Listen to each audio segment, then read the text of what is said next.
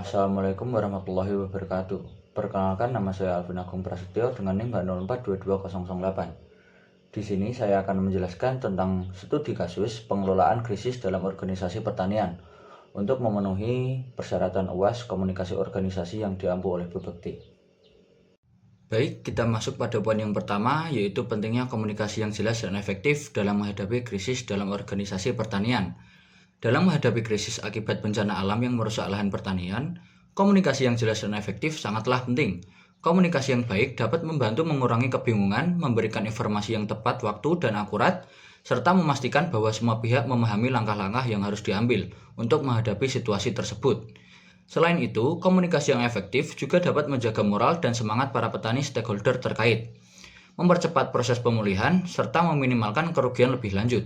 Dalam organisasi pertanian, pengurus perlu memberikan arahan yang jelas kepada petani mengenai apa yang harus dilakukan pasca bencana, sedangkan komunikasi dengan masyarakat dan pihak terkait lainnya harus dapat memastikan kolaborasi yang efisien dalam pemulihan.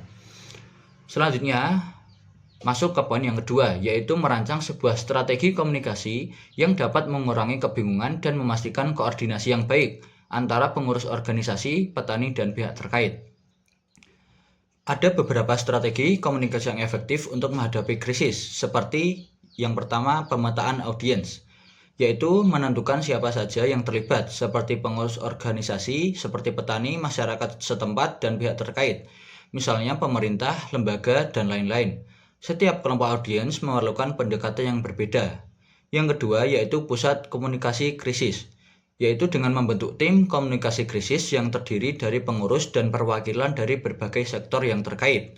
Tim ini bertugas untuk menyebarkan informasi dengan cepat dan memastikan akurasi pesan. Selanjutnya yaitu saluran komunikasi yang tepat. Penggunaan saluran komunikasi yang sudah familiar dengan audiens seperti SMS, ataupun aplikasi komunikasi seperti WhatsApp, media sosial, dan pertemuan langsung apabila memungkinkan. Hal tersebut akan memastikan pesan sampai dengan tepat dan cepat. Selanjutnya, yaitu penyampaian informasi yang jelas dan terstruktur. Informasi yang disampaikan harus jelas, terstruktur, dan mudah dipahami. Membuat instruksi yang spesifik dan aplikatif, serta memberi informasi tentang langkah-langkah yang dapat diambil oleh petani dalam situasi darurat. Selanjutnya yaitu ada sistem umpan balik, yaitu dengan menyiapkan mekanisme umpan balik sehingga petani dan pihak terkait dapat melaporkan kendala atau kebutuhan mereka, serta mendapatkan klarifikasi terkait informasi yang diberikan. Dan yang terakhir yaitu dengan pemboran berkala. Situasi krisis dapat berubah dengan cepat. Oleh karena itu, melakukan pembaruan informasi secara berkala dan memastikan semua pihak tetap mendapat informasi terbaru merupakan hal yang sangat penting. Masuk ke poin ketiga, yaitu mengevaluasi peran komunikasi internal dalam memastikan respon cepat dan tepat terhadap situasi darurat. Komunikasi internal memiliki peran yang sangat vital dalam memastikan respon cepat dan tepat terhadap situasi darurat. Dalam organisasi pertanian, komunikasi internal berfungsi untuk yang pertama, koordinasi cepat antar tim. Organisasi perlu memastikan bahwa setiap anggota tim komunikasi dan pengurus dapat bertukar informasi secara cepat. Tanpa komunikasi internal yang efektif, informasi yang diperlukan bisa terlambat atau tidak sampai ke pihak yang tepat. Yang kedua adalah penyebaran instruksi yang tepat. Instruksi dari pengurus harus disampaikan dengan jelas kepada petani dan seluruh anggota tim, agar respon terhadap krisis bisa segera dilakukan dengan langkah yang sesuai. Yang ketiga yaitu pencegahan kesalahan. Komunikasi internal yang baik dapat mencegah kesalahan dalam pengambilan keputusan atau tindakan. Kesalahan dalam komunikasi bisa memperburuk situasi krisis, misalnya dengan memberikan arahan yang bertentangan atau tidak jelas. Yang terakhir yaitu pemantauan dan evaluasi. Organisasi harus terus memantau respons yang diberikan dalam mengumpulkan data secara internal untuk mengevaluasi efektivitas tindakan yang sudah dilakukan. Tanpa komunikasi internal yang baik, organisasi akan sulit untuk melakukan evaluasi dan perbaikan yang cepat.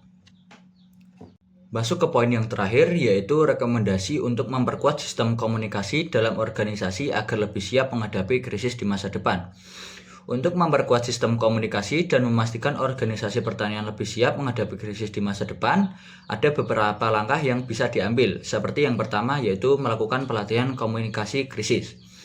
Melakukan pelatihan reguler bagi pengurus organisasi dan petani terkait komunikasi krisis. Pelatihan ini mencakup cara menyampaikan informasi dengan jelas, cara menggunakan teknologi komunikasi, serta pengelolaan stres dan dalam situasi darurat. Yang kedua yaitu membangun infrastruktur komunikasi yang tangguh, yaitu dengan memastikan bahwa organisasi memiliki infrastruktur komunikasi yang dapat beroperasi meskipun dalam keadaan darurat, seperti sistem penyebaran pesan massal misalnya melalui SMS, atau aplikasi komunikasi berbasis internet yang mudah diakses oleh petani. Yang ketiga yaitu penyusunan rencana komunikasi krisis, yaitu dengan membuat rencana komunikasi krisis yang mencakup protokol komunikasi, saluran komunikasi yang akan digunakan, serta tim yang bertanggung jawab. Rencana ini harus diuji dan diperbarui secara berkala. Yang ketiga yaitu meningkatkan kemitraan dengan pihak luar, memperkuat hubungan dengan pihak luar seperti pemerintah, lembaga donor, atau perusahaan yang dapat memberikan dukungan logistik dan finansial dalam krisis. Dengan membangun hubungan yang solid, informasi dan sumber daya bisa lebih cepat diakses saat dibutuhkan. Dan yang terakhir yaitu melakukan evaluasi pasca krisis. Setelah krisis berlalu, melakukan evaluasi menyeluruh terhadap sistem komunikasi yang digunakan, mengidentifikasi area yang perlu diperbaiki, dan memastikan ada umpan balik dari petani serta pihak-pihak terkait mengenai efektivitas komunikasi yang sudah dilakukan.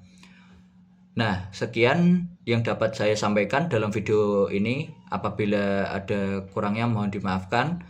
Wassalamualaikum warahmatullahi wabarakatuh.